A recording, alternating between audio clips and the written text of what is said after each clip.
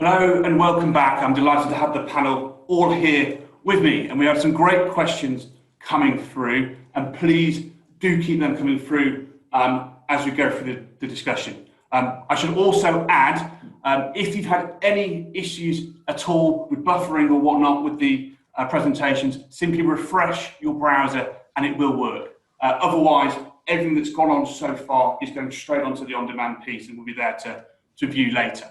Okay, so the next piece of this, I'll start with Stefan Riediger again, but it's a lot of questions coming through. But what's the importance, Stefan, of EEX in Asia, and what does that mean, or what's the impact for the wider EEX Group strategy?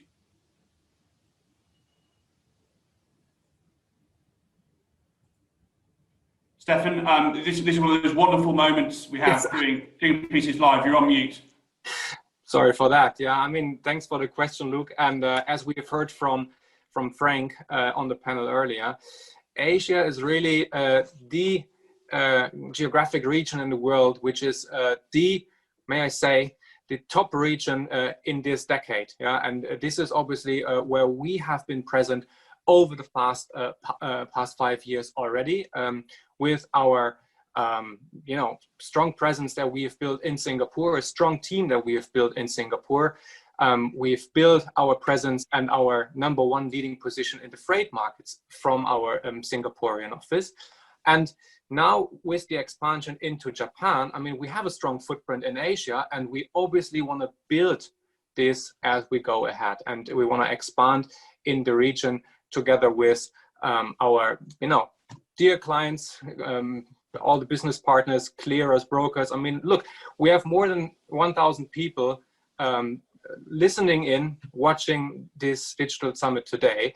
So that gives me an idea of how big the interest and how big the demand for risk management in the region is. But Erland, would you echo that? Yeah, no, I think, there's all sorts of reasons why we should be here, right? So as you say, building markets requires a certain amount of presence as well. There's been questions and mentions about price discovery moving eastwards. So of course we need to be both commercially and operationally prepared for that. So I think, we're building brick by brick, and it's a multi-layered type of process, and we're definitely using EEX Asia and our general EEX presence in Asia as a lever for that type of development. Yes. Thank you, chaps. Frank, welcome. I want to broaden this just quickly before we go into a little bit more detail and talk to China. Frank, how is China changing the nature of commodity trading globally? Well, certainly not surprisingly by the huge demand there, and that simply forces every commodity trader to pay much more attention to also domestic Chinese developments, because they will have effect on supply-demand balances. You encounter in a lot of commodities here in Asia very professional Chinese traders, very active ones. So certainly all this is very welcome and very interesting. The one part which is, in my opinion, a little bit a pity about commodity trading in China is there are these hugely liquid commodity exchanges in China, but it is really difficult to access them.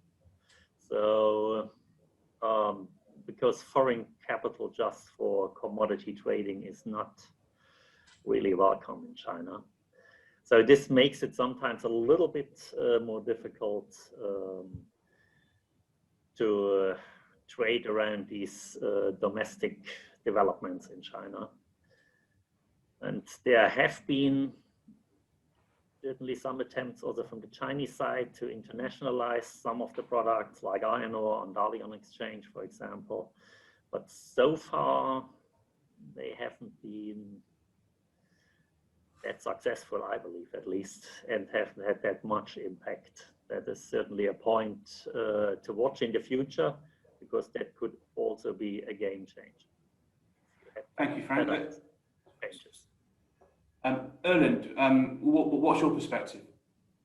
I would agree with what Frank just said. I think, China is asserting themselves for good reason, right? They have an enormous buying power and selling power, and I think they saw there was a pivotal point maybe 5 to 10 years ago where they saw that they were increasingly being perceived as a price taker rather than a maker. And I think they've developed these pricing hubs in China specifically for that purpose, to have a say in the price formation of various commodities, be it imports of iron ore or those types of products, but also on the export side in steel and refined products, petrochemicals, and so forth. So China is definitely a driving force generally in Asia for increased attention against the Asian time zone for price discovery, and also of course should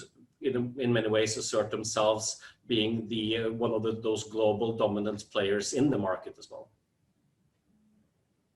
Thank you, Erland. And we've got a couple of questions coming through, focusing around energy transition. It's happening at a speed of knots everywhere around the world right now. And Frank, I might go back to you first on this question, but is APAC committed to energy transition? And if so, who's leading it? Is it country? Is it company-wide? And what's coming from an investment, government and activist approach to these changes?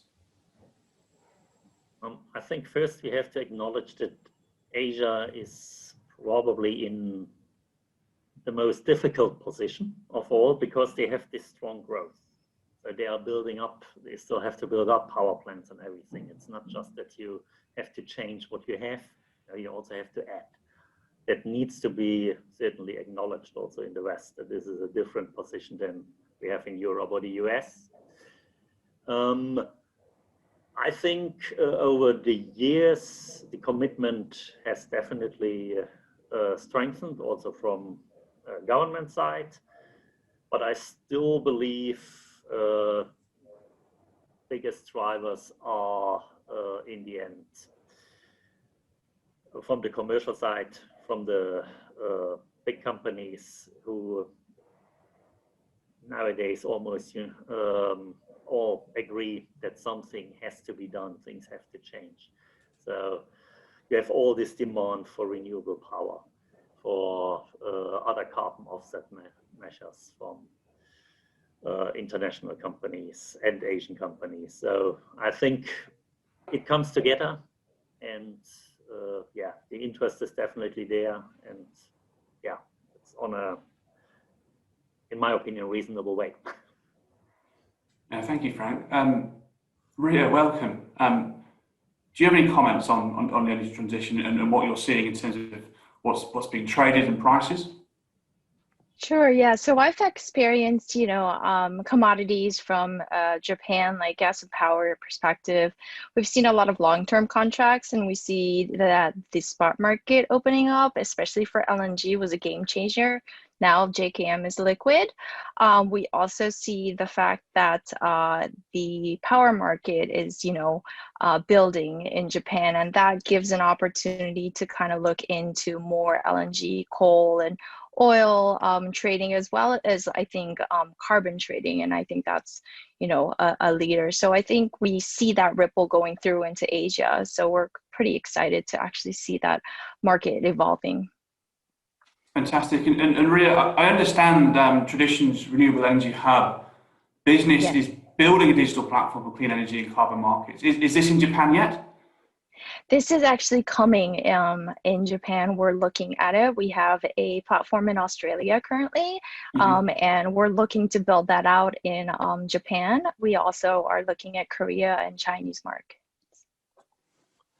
Thank you, Ria. So we've had a couple of questions come through around regulatory hurdles. What are the key regulatory hurdles for unlocking further liquidity in Japan and Greater Asia? Would anyone like to try and talk to that for us? Yeah, happy to take this one. I mean, we are working closely with regulators, not only here in Europe, but we are working closely also with the regulator in Japan, namely METI, in order to, well, may I say, also give some advice and share some of our experience that we had here in Europe in building markets over the past 20 years.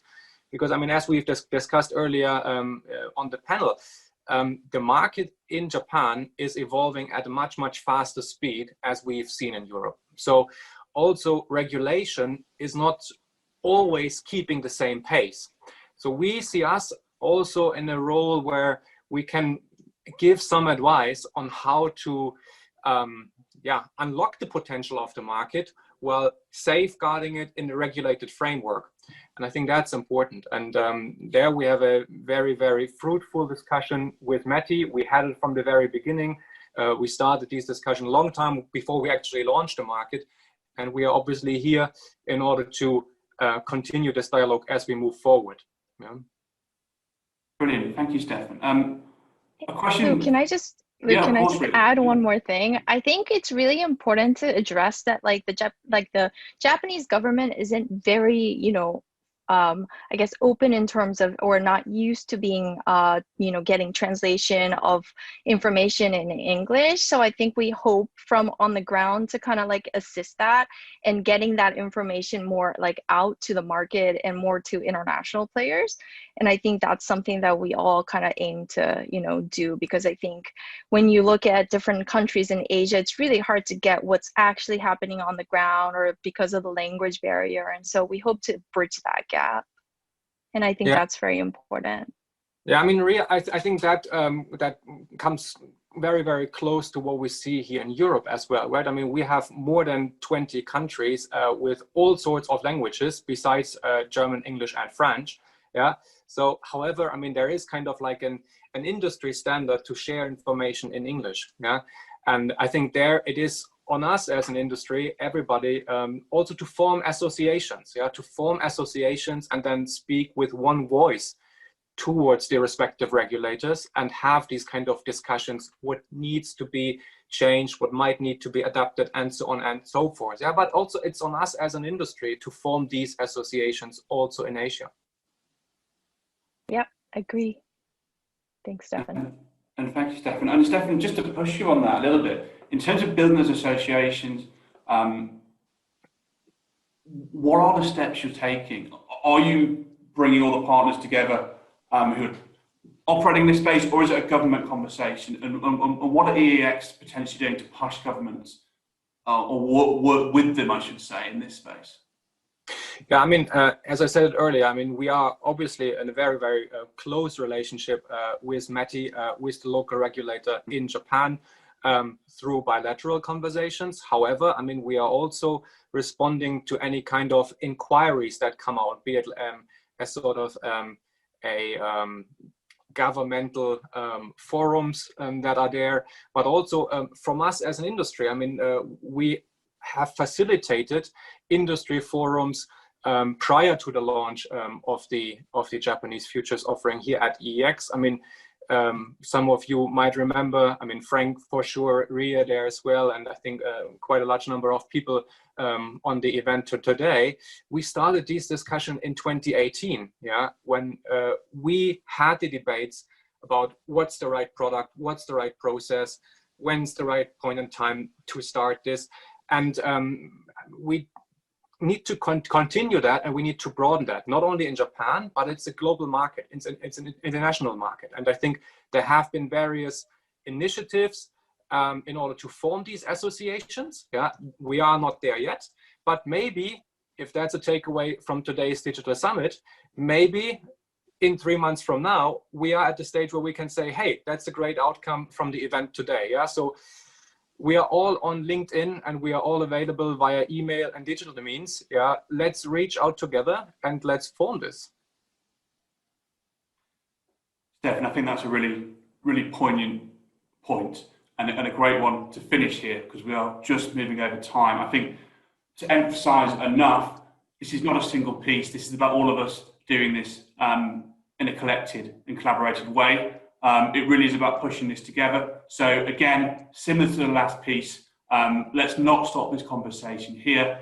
Please reach out to Ria, to Frank, to Erland and Stefan and everyone else we're hearing from to keep this conversation moving. So I want to thank the panel, a brilliant insight today. Thank you to Michael Mervyn-Jones for moderating it earlier. And at this point now, I'm going to move on to our next conversation. This is the final panel we're going to go through today, which is around the future outlook for Japan Power. So thank you to the panel, and without further ado, we'll move on to the next session.